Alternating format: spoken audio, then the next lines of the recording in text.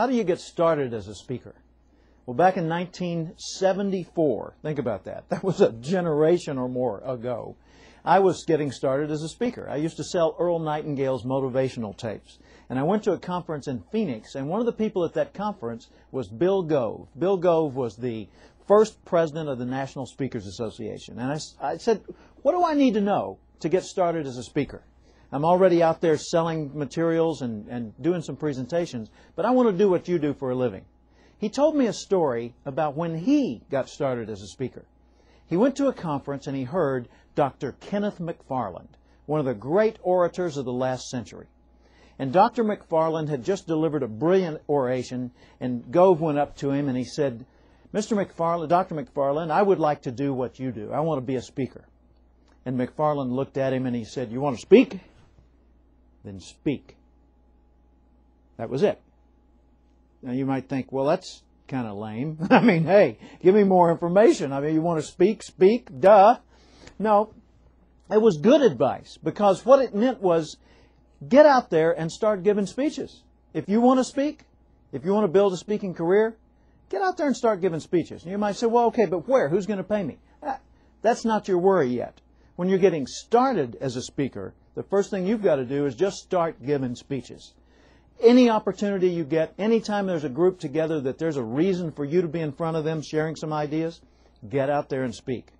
See, what's needed, you've got to develop your message, you've got to identify your market, and you've got to get some mileage. Okay?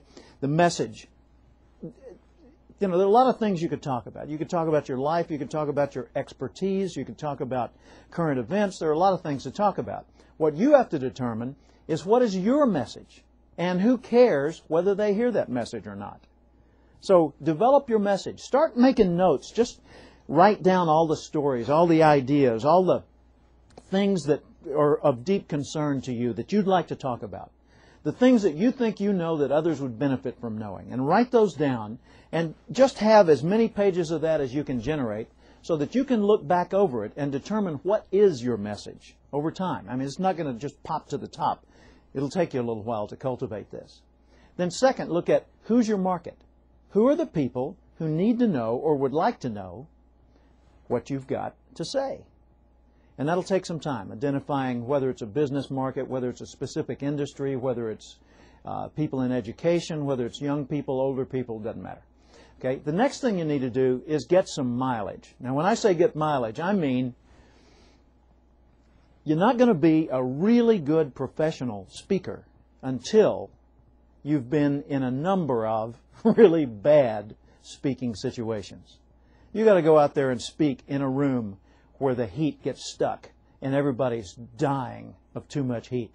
You've got to go out there and speak in a room where it's freezing and you can't get the heaters to work and everybody in there is shivering. You've got to go into rooms where the lighting is bad, where there's too much noise in the next room, where the guy who's speaking before you just went 30 minutes overtime and ate up most of your speaking opportunity, where the people that came into the room were in an awful mood because of something bad that happened, and they're all upset when they sit down to start listening to you.